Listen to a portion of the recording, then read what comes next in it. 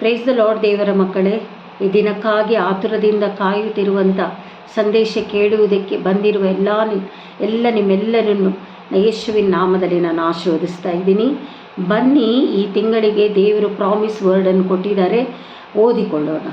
ಐಶಾಯ 44:2 ಮತ್ತು 3 ಇಲ್ಲಿ ಮಾತನಾಡ್ತಾ ಇರೋದು, ದೇವರು ಇಲ್ಲಿ ಮಾತನಾಡ್ತಾ ಇರೋದು ನನ್ನ ಸೇವಕನಾದ ಯಾಕೋಬೇ. ಐಶಾಯನ ಹತ್ರ ಮಾತಾಡ್ತಾ ಇರೋದು, ನನ್ನ ಸೇವಕನಾದ ಯಾಕೋಬೇ, ನಾನು ಆದುಕೊಂಡ ಯಶೂರನೇ, ಭಯಪಡಬೇಡ. ಬತ್ತಿದ ಭೂಮಿಯಲ್ಲಿ ಮಳೆಗರೆದು ಒಣನೆಲದಲ್ಲಿ ಕಾಲುವೆಗಳನ್ನು ಹರಿಸುವೆನು. ನಿನ್ನ ಸಂತಾನದವರಲ್ಲಿ ನನ್ನ ಆತ್ಮವನ್ನು, ನಿನ್ನ ಸಂತತಿಯವರ ಮೇಲೆ ನನ್ನ ಆಶೀರ್ವಾದವನ್ನು ಸುರಿಸುತ್ತೇನೆ ಅಂತ ಈ ತಿಂಗಳಿನ ವಾಗ್ದಾನಕ್ಕಾಗಿ ದೇವರಿಗೆ ಕರಗಳನ್ನೆತ್ತಿ ಜಯಘೋಷ ಮಾಡಿರಿ. ದೇವರ ನಾಮ ಮಹಿಮೆ ಹೊಂದಲಿ. ನೋಡಿ, ಐಶಾಯ ಹತ್ರ ದೇವರು ಮಾತಾಡ್ತಾ ಇರೋದು, ಯಾಕೋಬೇ, ನಾನು ಆದುಕೊಂಡಂಥ ಇಸ್ರಾಯೇಲೇ, ಯಶೂರನೇ, ನೀನು ಯಾಕೆ ಭಯಪಡ್ತಾ ಇದೀಯಾ? ಬತ್ತಿದ ಭೂಮಿಯಲ್ಲಿ ಮಣಗೆರೆದು ಒಣನೆಲದ ಕಾಲುವೆಯಲ್ಲಿ ನಾನು ನಿನ್ನನ್ನು ಮಹಿಮೆ ಪಡಿಸ್ತೀನಿ, ನಿನ್ನನ್ನು ಮೇಲಕ್ಕೆತ್ತುತ್ತೇನೆ, ನಿನ್ನ ಸಂತಾನದವರಲ್ಲಿ ನನ್ನ ಆತ್ಮವನ್ನು ಇಡುತ್ತೇನೆ ಅಂತ ಇಲ್ಲಿ ದೇವರು ಮಾತಾಡ್ತಾ ಇದ್ದಾರೆ. ನೋಡಿ ದೇವರ ಮಕ್ಕಳೇ, ದೇವರು ಈ ತಿಂಗಳಿಗೆ ಕೊಡಬೇಕಾದ ವಾಗ್ದಾನವನ್ನು ನಮ್ಮೆಲ್ಲರಿಗೂ ಕೊಟ್ಟಿದ್ದಾರೆ. ಅದನ್ನು ಸಂತೋಷದಿಂದ ನಾವು ರಿಸೀವ್ ಮಾಡಿಕೊಳ್ಳಬೇಕು. Hallelujah, hallelujah. ಬನ್ನಿ ಓದಿಕೊಳ್ಳೋಣ. ಮತ್ತೆ ನೋಡಿ, ನೀವು ಇದೆಲ್ಲ ಬರೆದಿಟ್ಕೊಳ್ಬೇಕು ಅಂತ ನನ್ನ ಬೇಡಿಕೆ. ನೋಡಿ, ಪ್ರಕಟಣೆ 1:8 ದೇವರು ಇಲ್ಲಿ ಮಾತಾಡ್ತಾ ಇರೋದು ಯೋಹಾನನ ಹತ್ರ ಮಾತಾಡ್ತಾ ಇರೋದು, ಈ ನಾನು ಆದಿಯು ಅಂತವು ವರ್ತಮಾನ ಭೂತ ಭವಿಷ್ಯತ್ ಕಾಲಗಳಲ್ಲಿರುವವನು ಸರ್ವಶಕ್ತನೂ ಆಗಿದ್ದೇನೆ ಎಂದು ಯೇಸು ಸ್ವಾಮಿ ಯೋಹಾನನಿಗೆ ಹೇಳುತ್ತಾ ಇರೋದು. ನೋಡಿ, ದೇವರು ಪ್ರಕಟಿಸ್ತಾ ಇದ್ದಾರೆ, ನಾನೇ ಆದಿಯು ಅಂತವು ವರ್ತಮಾನ ಭೂತ ಭವಿಷ್ಯತ್ ಕಾಲವು ಆಗಿದ್ದೇನೆ ಅಂತ ಯೋಹಾನನಿಗೆ ವಿವರಿಸ್ತಾ ಇದ್ದಾರೆ ದೇವರು. ಅದೇ 3:5-12-13 ಅದೇ ಪ್ರಕಟಣೆಯಲ್ಲಿ 5:12-13 ಮಾತಾಡ್ತಾ ಇದ್ದಾರೆ ದೇವರು. ವಧಿತನಾದ ಕುರಿಯಾದಾತನು ವಾಕ್ಯದಲ್ಲಿ, ದೇವರು ಸತ್ಯವೇದ ವಾಕ್ಯದಲ್ಲಿ ಕೊಟ್ಟಿರೋದು. ದೇವರ ಮಕ್ಕಳೇ, ನೀವು ಇದನ್ನೆಲ್ಲ ಬರ್ಕೊಳ್ಬೇಕು. ಸಮಯ ಇರುವಾಗಲ್ಲ, ಎಲ್ಲ ದಿವಸಗಳು ಸಮಯ ನೀವು ದೇವರಿಗೆ ಕೊಡಲೇಬೇಕು. ಕುಳಿತು ಇದನ್ನು ಓದಿ ಧ್ಯಾನಿಸಬೇಕು. ಬನ್ನಿ ಓದಿಕೊಳ್ಳೋಣ.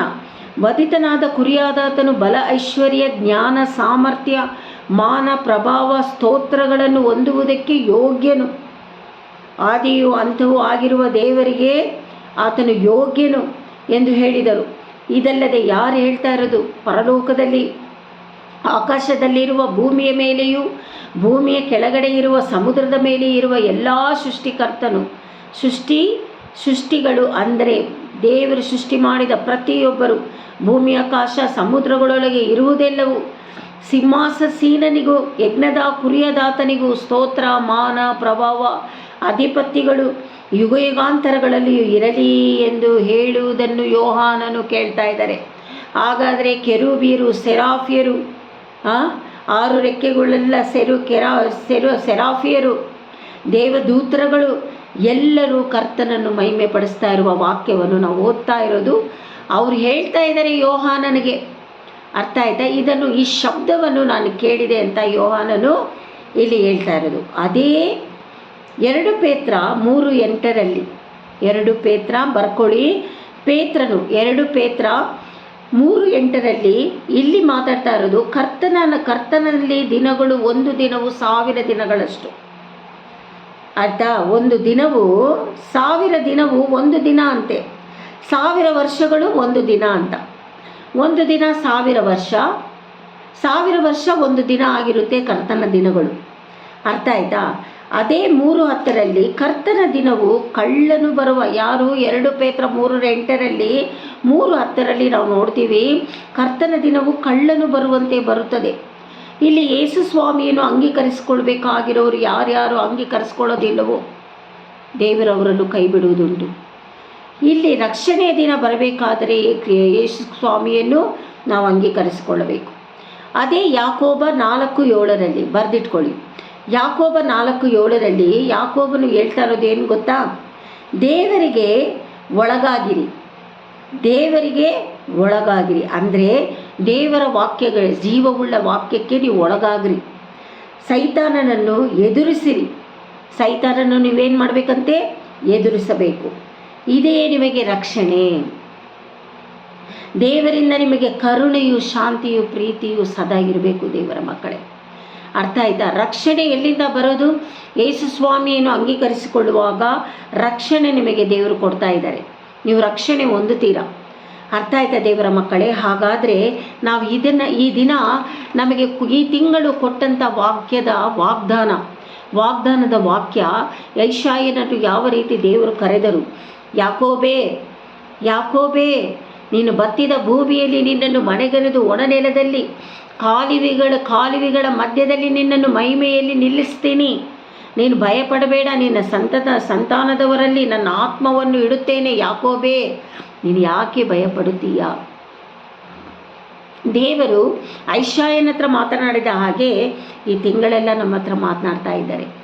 ಅಷ್ಟು ಮಾತ್ರ ಅಲ್ಲ, ದೇವರು ಇಲ್ಲಿ ಕೊಟ್ಟಂಥ ಜೀವವುಳ್ಳ ವಾಕ್ಯ ಇದು. ಪರಿಶುದ್ಧಾತ್ಮನ ಮೂಲಕವಾಗಿ ನಾನು ಮಾತಾಡ್ತಾ ಇರೋದು ಇದೆಲ್ಲ ಜೀವವುಳ್ಳ ವಾಕ್ಯ. ಈ ವಾಕ್ಯ ಜೀವವುಳ್ಳ ಹದವಾದ ಇಬ್ಬಾಯಿ ಕಥೆಯ ವಾಕ್ಯಗಳಾಗಿದೆ.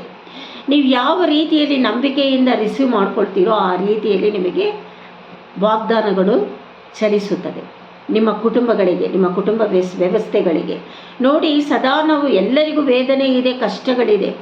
ಆದರೆ ದೇವರ ವಾಕ್ಯ ನಾವು ರಿಸೀವ್ ಮಾಡಿಕೊಳ್ಳುವಾಗ ನಿಮಗೆಲ್ಲವೂ ಆಶೀರ್ವಾದ ದೊರಕುತ್ತದೆ ಅಂತ ನಾನು ನಂಬ್ತೀನಿ. ನೀವು ನಂಬಬೇಕು ದೇವರ ಮಕ್ಕಳೇ.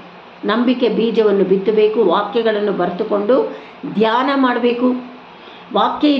ವಾಕ್ಯಗಳನ್ನು ನಂಬ್ತೀನಿ ದೇವರೇ. ಯಾಕಂದರೆ ದೇವರೇ ನಾವು ಇಲ್ಲಿ ಯೋಹಾನನ ಹತ್ರ ಮಾತಾಡ್ತಾ ಇದ್ದಾರೆ. ನಾನೇ ಆದಿಯೂ ಅಂಥವು ವರ್ತಮಾನ ಭೂತ ಭವಿಷ್ಯತ್ ಕಾಲಗಳಲ್ಲಿರುವ ಆತನು ಅಂತ ಯೆಶಾಯ ಹತ್ರ ಹೇಳುವ ಹಾಗೆ ನಮ್ಮ ಹತ್ರನೂ ದೇವರು ಮಾತಾಡ್ತಾ ಇದ್ದಾರೆ. ಅರ್ಥ ಆಯ್ತಾ ದೇವರ ಮಕ್ಕಳೇ? ಹಾಗಾದರೆ ಕರ್ತನ ದಿನಗಳು ಒಂದು ವರ್ಷ ಒಂದು ದಿನವಾಗಿ ದೇವರು ಕಾಣುವವರಾಗಿದ್ದಾರೆ.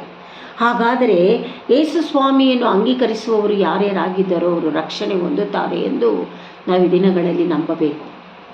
ನೀವು ವಾಕ್ಯ ಕೇಳ್ತಾ ಇರುವುದು ರಕ್ಷಣೆ ನೀವು ಹೊಂದಿದ್ದೀರಾ ಅಂತ.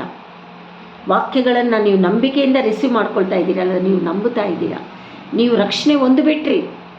ಹಾಗಾದರೆ ದೇವರು, ಯಾಕೋಬೇ ನೀನು ಭಯಪಡಬೇಡ, ನಾನು ನಿನ್ನನ್ನು ಮಹಿಮೆ ಪಡಿಸ್ತೀನಿ, ನಿನ್ನ ಸಂತಾನದವರಲ್ಲಿ ನನ್ನ ಆತ್ಮವನ್ನು ಇಡುತ್ತೇನೆ ಎಂದು ದೇವರು ವಾಗ್ದಾನ ಕೊಡ್ತಾ ಇದ್ದಾರೆ.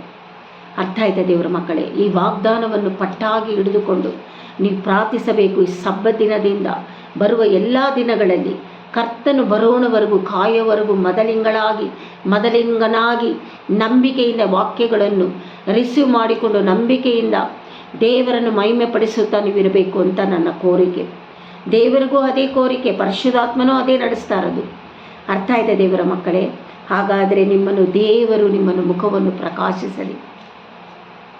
ದೇವರು ನಿಮ್ಮನ್ನು ಪ್ರಕಾಶಿಸಲಿ. ಆತನ ಮೇಲೆ ನಿಮ್ಮ ಮೇಲೆ ಆತನ ದಯೆ ಇಳಿದು ಬರಲಿ. ಆತನ ನಿಮ್ಮ ಕೃಪಾ ಕಟಾಕ್ಷವಿಟ್ಟು ಆತನ ಶಾಂತಿಯನ್ನು ನಿಮ್ಮಲ್ಲಿ ಇಟ್ಟು ಹೋಗ್ತಾ ಇದ್ದೀನಿ ಅಂತ ದೇವರು ಮಾತನಾಡಿದ ಹಾಗೆ ಯೆಹೋವನ ಶಾಂತಿ ನಿಮ್ಮಲ್ಲಿ ಒಬ್ಬೊಬ್ಬರಲ್ಲಿ ಕಾಣುವಂತರಾಗಲಿ. ಆ ಶಾಂತಿ ದಿನವೆಲ್ಲ ಸಮಾಧಾನ ನಿಮ್ಮ ಕುಟುಂಬಗಳಲ್ಲಿ ಉಂಟಾಗಲಿ ಎಂದು ನಾನು ಪ್ರಾರ್ಥಿಸ್ತಾ ಇದ್ದೀನಿ. ಎಲ್ಲರೂ ಆ ವಾಕ್ಯವನ್ನು ರಿಸೀವ್ ಮಾಡಿಕೊಳ್ಳಬೇಕು. ಅರ್ಥ ಆಯ್ತಾ ದೇವರ ಮಕ್ಕಳೇ? ಭಯಪಡಬೇಡ್ರಿ.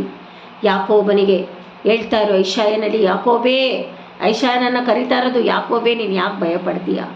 ನನ್ನ ಶಾಂತಿಯನ್ನು ನಿನ್ನಲ್ಲಿ ಇಡ್ತಾ ಇದ್ದೀನಿ, ರಿಸೀವ್ ಮಾಡಿಕೋ ನನ್ನ ಸಮಾಧಾನವನ್ನು ನಿನ್ನಲ್ಲಿ, ನಿನ್ನ ಕುಟುಂಬದಲ್ಲಿ. ಈ ವಾಕ್ಯ ಇದು ನಾನು ಮಾತಾಡ್ತಾ ಇರೋದು, ಯೇಸುಸ್ವಾಮಿ ಮಾತಾಡ್ತಾ ಇರೋದು, ಪರಿಶುದ್ಧಾತ್ಮನ ಮಾತಾಡ್ತಾ ಇರೋದು. ನನ್ನ ವಾಕ್ಯವನ್ನು ನಂಬಿಕೆಯಿಂದ ನೀನು ಪಟ್ಟಾಗಿ ಹಿಡಿದುಕೋ. ಅದೇ ಇಬ್ಬಾಯಿ ಕತ್ತಿ. ಅರ್ಥ ಆಯ್ತಾ ದೇವರ ಮಕ್ಕಳೇ? ಈ ದಿನವೆಲ್ಲ, ಈ ತಿಂಗಳೆಲ್ಲ ನಿಮಗೆ ದೇವರು ಸಮಾಧಾನದ ವಾಕ್ಯವನ್ನು ಕೊಟ್ಟಿದ್ದಾರೆ. ಭಯಪಡಬೇಡ ಅಂತ ಈ ವಾಕ್ಯಗಳನ್ನು ಗಟ್ಟಿಯಾಗಿ ಹಿಡಿದುಕೊಂಡು ದೇವರು ನಿಮ್ಮ ಮುಖಗಳನ್ನು ಸ್ಪರ್ಶಿಸಲಿ, ಬೆಳಕಾಗಿ ಸ್ಪರ್ಶಿಸಲಿ ಅಂತ ನಿಮ್ಮನ್ನು ಮನಸಾರ ನಾನು ಆಶೀರ್ವದಿಸ್ತಾ ಇದ್ದೀನಿ ದೇವರ ಮಕ್ಕಳೇ. ಈ ವಾಕ್ಯಗಳ ಮೂಲಕವಾಗಿ ದೇವರು ನಿಮ್ಮನ್ನು ಆಶೀರ್ವದಿಸಲಿ. ನಿಮ್ಮನ್ನು, ನನ್ನನ್ನು, ನನ್ನ ಕುಟುಂಬವನ್ನು, ನಿಮ್ಮ ಕುಟುಂಬವನ್ನು ದೇವರು ಖಂಡಿತವಾಗಲೂ ಆಶೀರ್ವದಿಸ್ತಾರೆ. ನಂಬುವವರು ಕರಗಳನ್ನೆತ್ತಿ ಜಯಘೋಷ ಮಾಡುತ್ತಾ ಆತನನ್ನು ಮಹಿಮೆ ಪಡಿಸಲಿ. ದೇವರು ನಿಮ್ಮನ್ನು ಆಶೀರ್ವದಿಸಲಿ. Thank you.